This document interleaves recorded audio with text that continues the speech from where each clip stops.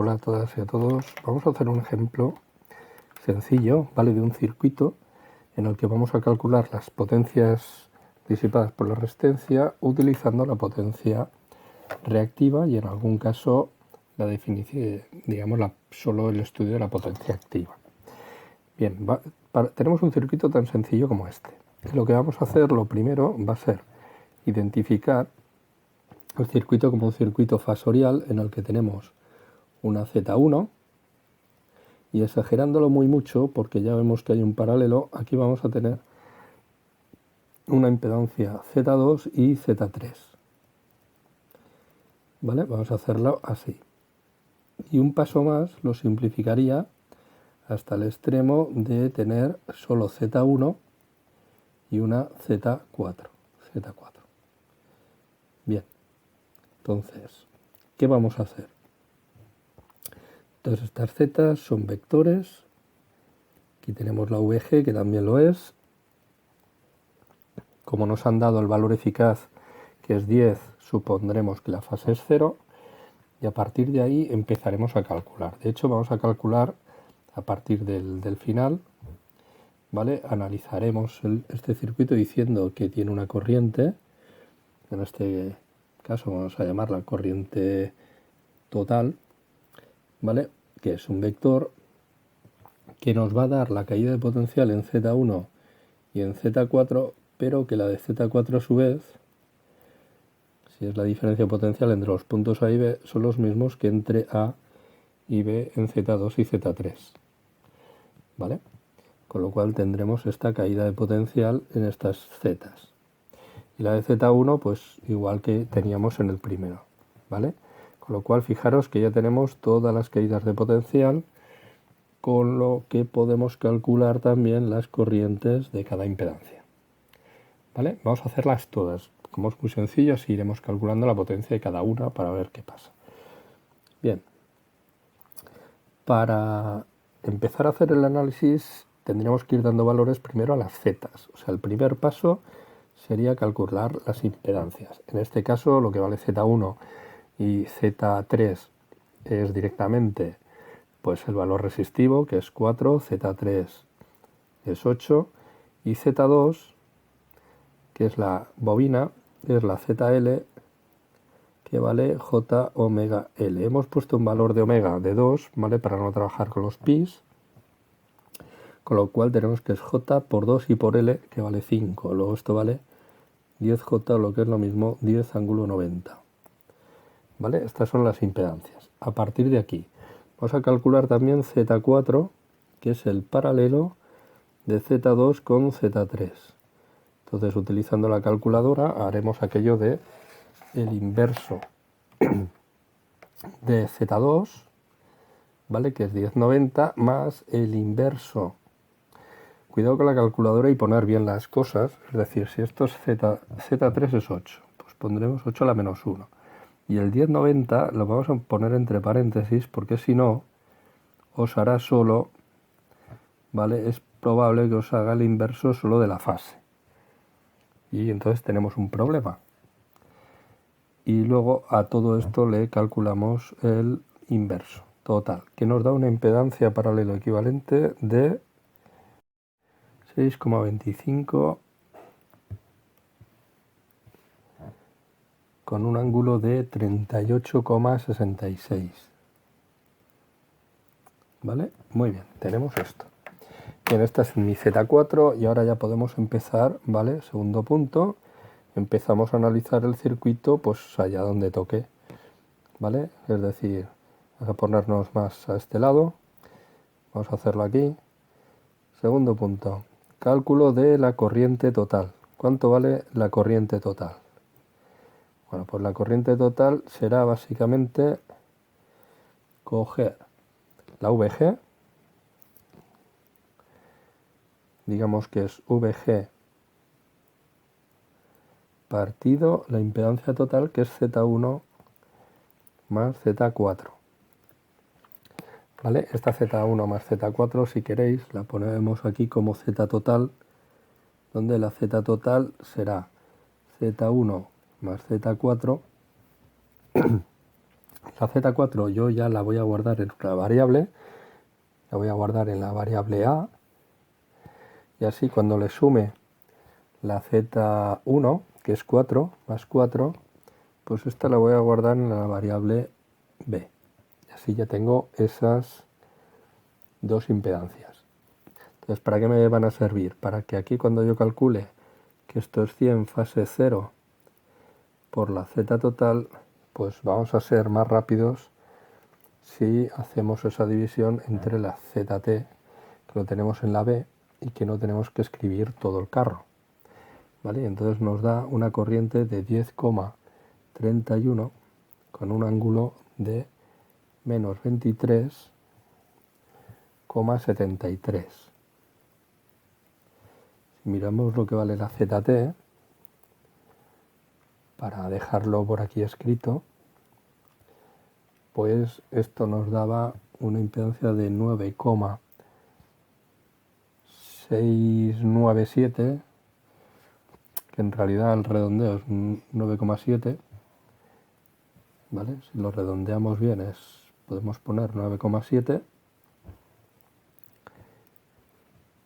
9,7 y un ángulo de 23,72, que es 73, ¿vale? El mismo que tenemos ahí, pero positivo, ¿vale? La corriente ha quedado negativo porque venía de restarle a la fase de la tensión. Bien, esta sería la impedancia total. En este punto podríamos calcular la potencia aparente total del circuito, que me dará toda la potencia disipada por las dos resistencias y la potencia reactiva, que tiene que ser solo la de la bobina. Entonces, para hacer eso, cuando tenemos aquí la corriente total, ¿vale? Pues lo que podemos hacer, ¿qué es? Pues primero, que no la guardé, voy a guardarla en la variable C. Es decir, esta corriente lo guardo en la C y ahora voy a hacer V por el conjugado de la I. Total. ¿Vale? Para eso podéis ir al menú, buscar en opciones de la calculadora cómo hacer el conjugado, ¿vale? Y hacéis directamente el 100 por el 10,31 conjugado, quiere decir 23,73. Fijaros que sale el ángulo, la fase de la impedancia, la corriente es negativa, pero al cambiarle el signo ya sale lo que tiene que ser, ¿vale? Entonces hacemos, como decía, el conjugado de alfa C y lo multiplicaremos por la fuente, que hemos dicho que es 100. De hecho, hemos utilizado 100 cuando el enunciado ponía 10. Vamos a corregirlo, ¿vale? Lo dejamos ahí. Hemos usado 100 aquí y aquí. Y vamos a dejar 100. Bien, hacemos la multiplicación y nos queda una potencia aparente de 1031,15 con un ángulo de 23,73. Que si yo quiero ahora lo que es parte real y parte imaginaria, lo que haré será directamente también en las opciones decir que me lo pase a cartesianas y de esa manera poder ver que estos son 943,98 vatios más una parte compleja de 414,94 voltioamperios reactivos complejos. ¿Quién disipa estos 943 vatios? R1 y R2. Si ahora me pidieran la potencia de R2, a lo mejor es más fácil calcular la disipada por R1, ¿vale? Y a estos 943 se los podemos restar. Lo que vamos a hacer es, vamos a calcularlas todas y así veremos que efectivamente unas y otras son unas la suma de las otras, ¿vale? Es decir, ahora que tenemos la corriente total, el tercer paso es que vamos a calcular, por ejemplo, directamente en Z1, que tenemos la corriente, pues podríamos decir, ¿cuánto vale la potencia aparente en Z1? Pues será la V de Z1 por la corriente en Z1, que es la corriente total asterisco.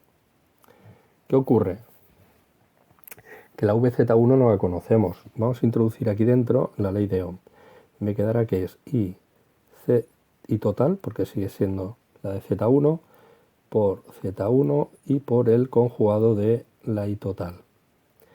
Cuando multiplicamos I total, que tiene módulo y fase, por su conjugado, que tiene el mismo módulo, pero la fase cambia de signo, lo que ocurre que es que las fases se van y lo que me queda es directamente el módulo al cuadrado de la t cuadrado, o sea, esto es módulo al cuadrado, ¿vale?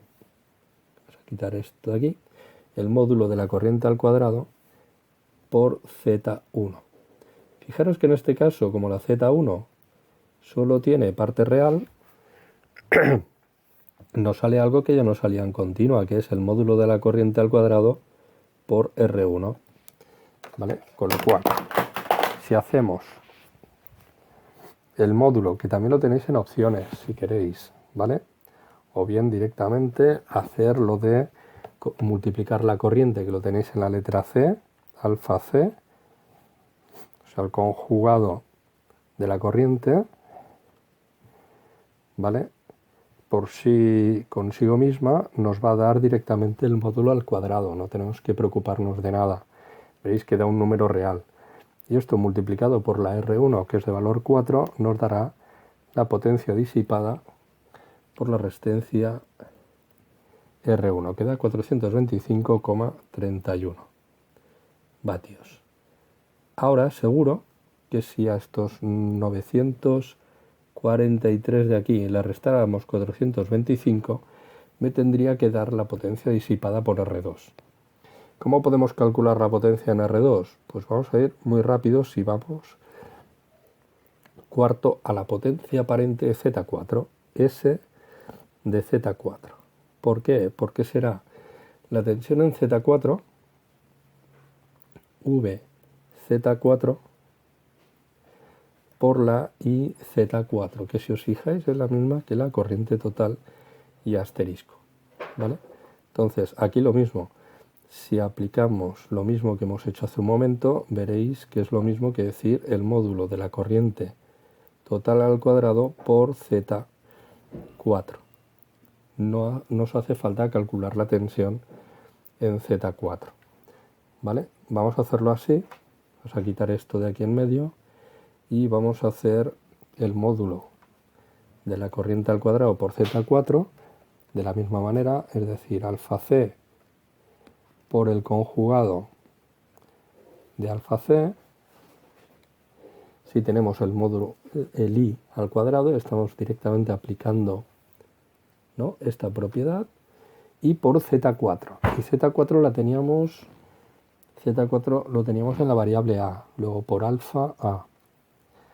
Entonces tenemos una potencia aparente de 664,22 con un ángulo de 38,66. Y volvemos a ver que este ángulo de aquí es el mismo que este de aquí. ¿Por qué? Porque la potencia aparente se define para que tenga el mismo ángulo que la impedancia sobre la que se está calculando, ¿vale? Acordaros de ese detalle. Y ahora vamos a pasarla a cartesianas para comprobar lo que decíamos de las potencias disipadas por cada resistencia y de paso también la de la bobina.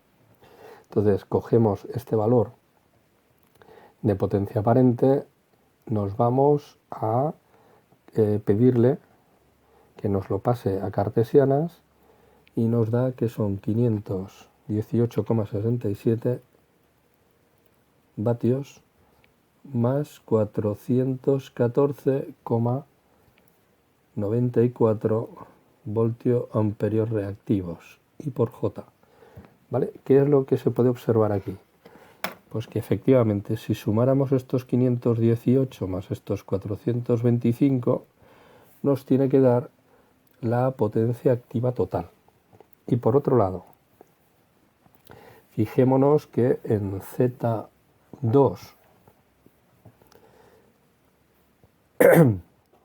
perdón, en Z1, como no tenemos ninguna inductancia, que es todo resistivo, al calcular en Z4 el único elemento reactivo es la bobina, con lo cual la potencia aparente, reactiva total de 414 voltiamperios es la misma que nos sale en Z4. Con lo cual, ¿nos hace falta calcular la potencia aparente de Z2? Pues no, porque ya la sabemos.